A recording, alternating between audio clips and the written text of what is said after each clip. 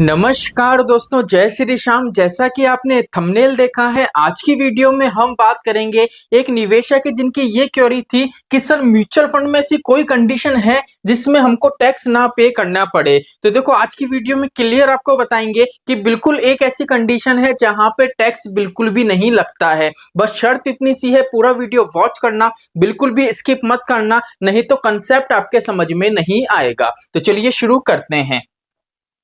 तो देख लीजिए, पहले अगर हम बात करें म्यूचुअल फंड की, तो म्यूचुअल फंड में हम जो निवेश करते हैं हमारा पैसा, वो दो तरीके से करते हैं। एक करते हैं एसआईपी के माध्यम से और एक करते हैं लमसम के माध्यम से। अब दोनों ही कंडीशन में क्या होता है, हमारा टैक्स लगता है। लेकिन टैक्स कब लगता है और किस वैल्यू पे लगता है, चलिए उसके बारे में भी हम समझ लेते हैं। पहली चीज तो, जब भी म्यूचुअल फंड में पैसा निवेश करते हैं उस टाइम हमारा किसी भी तरीके का टैक्स नहीं लगता है। ठीक है, म्यूचुअल फंड में जो आपका टैक्स लगता है वो हमेशा उस टाइम लगता है जब हम म्यूचुअल फंड से हमारा पैसा निकालते हैं। ठीक है, तो रिडीम टाइम क्या होता है, म्यूचुअल फंड से हमारा टैक्स लगता है और जो टैक्स लगता है ना, वो हमेशा आपका रखता है रिटर्न वैल्यू पे। जैसे मान लीजिए म्यूचुअल फंड में आपने 10 लाख रुपए जमा कराए और म्यूचुअल फंड से आपको रिटर्न मिला है 25 लाख का, तो टोटल कॉर्पस कितना हो गया आपका, 35 लाख रुपए का। तो आपका टैक्स से 35 लाख पे नहीं लगेगा, आपका टैक्स लगेगा सिर्फ रिटर्न वैल्यू पे 25 लाख पे। जो आपने पैसा जमा कराया है वो क्या है, हमारा प्रिंसिपल अमाउंट है, उस पर ऑलरेडी हमने टैक्स पे करा है। अगर आपकी जॉब करते हो या बिजनेस करते हो तो ऑलरेडी हम वहां पे हमने क्या करा है,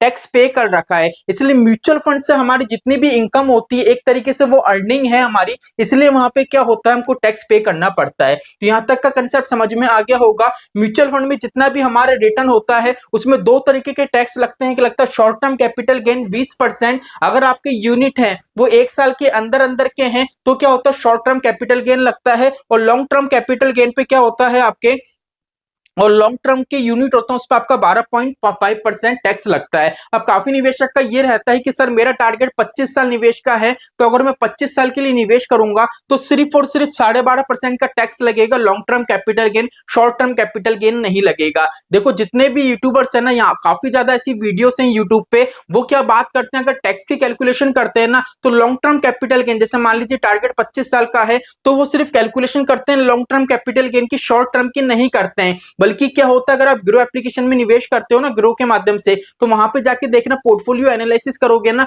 तो शॉर्ट टर्म की यूनिट अलग बताता है, लॉन्ग टर्म की यूनिट अलग बताता है। मतलब आप अगर आपकी एसआईपी 25 साल तक चला रहे हो तो 25 साल में जो आपके लॉन्ग टर्म की यूनिट है ना, उस पर तो आपका लगेगा 12.5% टैक्स, लेकिन जो आपके शॉर्ट टर्म की यूनिट है ना, उस पर लगेगा आपका 20% का टैक्स। अब इस पर मैंने एक डेडिकेट वीडियो बना रखी है, कंप्लीट प्लेलिस्ट है, वो कंप्लीट वॉच करना, कंसेप्ट क्लियर हो जाएगा कि टैक्स की कैलकुलेशन कैसे होती है, टैक्स आप कैसे बचा सकते हो, टैक्स की वैल्यू जीरो कैसे कर सकते हो। ए टू जेड जानकारी बिल्कुल कंप्लीट बताई गई है, लिंक डिस्क्रिप्शन में दे दूंगा, वो वीडियो वॉच कर सकते हो। चलिए, अब बात आती है कि सर टैक्स किस वैल्यू पे नहीं लगता है, कौन सी कंडीशन है। तो देखो, म्यूचुअल फंड में क्या होता है, 4 तरीके की कंडीशन होती है जिसकी बात अभी हम आगे करेंगे। पहली चीज तो, म्यूचुअल फंड में जब भी हम पैसा रिडीम करेंगे उस टाइम क्या होगा, हमारा टैक्स लगेगा। वो लॉन्ग टर्म भी लगेगा, शॉर्ट टर्म भी लगेगा, वो डिपेंड करता है आपका निवेश लॉन्ग टर्म का है या शॉर्ट टर्म का है। ठीक है, सेकंड चीज, यहाँ पे हमारा जो टैक्स लगता है वो लगता है एसडब्ल्यूपी का। अब यहाँ पे काफी निवेश यूट्यूबर्स क्या करते हैं, वीडियो बनाते हैं कि एसडब्ल्यूपी के माध्यम से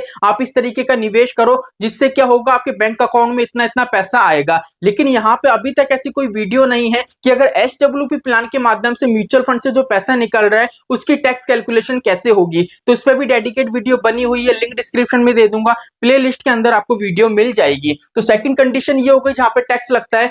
थर्ड कंडीशन है, म्यूचुअल फंड में जब भी हम क्या करते हैं, स्विच करते हैं। जैसे मान लीजिए मैंने एचडीएफसी मिड कैप के अंदर पैसा निवेश करा है, अब मुझे ये लग रहा है कि भैया एचडीएफसी मिड कैप से अच्छी ग्रोथ एचडीएफसी स्मॉल कैप के अंदर है, तो यहाँ पे क्या होगा, मैं मेरा पैसा एचडीएफसी मिड कैप से निकालूंगा और एचडीएफसी स्मॉल कैप में डाल दूंगा। अब क्या होता है, जब भी हम फंड को स्विच करते हैं ना, तो स्विच की कंडीशन होती है सिर्फ सेम एएमसी में आप फंड स्विच कर सकते हो। ऐसा नहीं है अगर एचडीएफसी का फंड है तो उसको मैं टाटा में कर दूं, क्वांट में कर दूं, ऐसा नहीं होता है, सेम एएमसी में होता है। जब भी क्या होता है, हम फंड को स्विच करते हैं तो उस कंडीशन में भी हमारा टैक्स लगता है। बिकॉज क्या होता है, एएमसी तो सेम रहती है लेकिन जो उनकी स्कीम है वो बदल जाती है, इसलिए यहाँ पे भी क्या होता है, हमारा टैक्स लगता है। लेकिन चौथी ऐसी कंडीशन है जहां पे किसी भी तरीके का कोई टैक्स नहीं लगता है। अब क्यों नहीं लगता है, अब क्या होता है, जैसे मान लीजिए कोई भी इन्वेस्टर है, इन केस मान लीजिए अगर उनकी डेथ हो जाती है या मान लीजिए उनकी डेथ नहीं हुई है, वो अपना जितना भी इन्वेस्टमेंट है वो अपने बच्चों को ट्रांसफर करना चाहते हैं। अगर ट्रांसफर वाली कंडीशन आती होती है ना,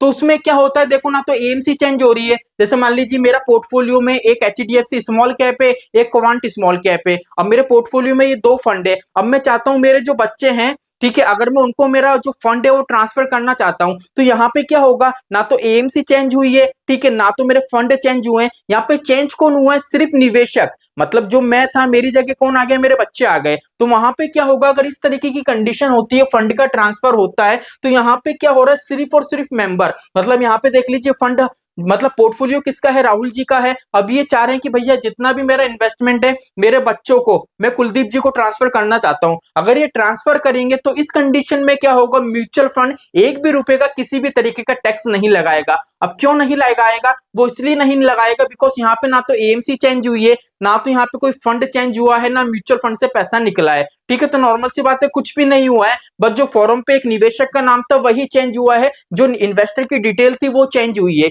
इसलिए यहाँ पे टैक्स नहीं लगेगा। लेकिन जब भी ये निवेशक कुलदीप जी म्यूचुअल फंड से पैसा रिडीम करेंगे, उस टाइम आपको टैक्स पे करना ही पड़ेगा, ठीक है। ये चीज समझ में आ गई। मतलब क्या होता है, अगर आप एक फंड से एक फंड को दूसरे फंड में अगर ट्रांसफर करते हो, स्विच करते हो, तो आपको टैक्स पे करना पड़ेगा। लेकिन अगर अगर आप क्या करते हो, निवेशक का ट्रांसफर करते हो, एक निवेशक अपना पोर्टफोलियो दूसरे निवेशक को ट्रांसफर करता है, तो यहाँ पे किसी भी तरीके का टैक्स नहीं लगेगा, ठीक है। तो यहाँ पे आप कमेंट करके जरूर बताइएगा कि आज से पहले आपको ये इन्फॉर्मेशन थी या नहीं। अगर थी तो भी बताइए, अगर नहीं थी तो भी बताइए। एंड आज का वीडियो आपको कैसा लगा, लाइक करिए, कमेंट करिए। तो चलिए आज के लिए इतना ही, मिलते हैं हमारी नेक्स्ट वीडियो में। जय श्री श्याम दोस्तों, जय श्री राधे।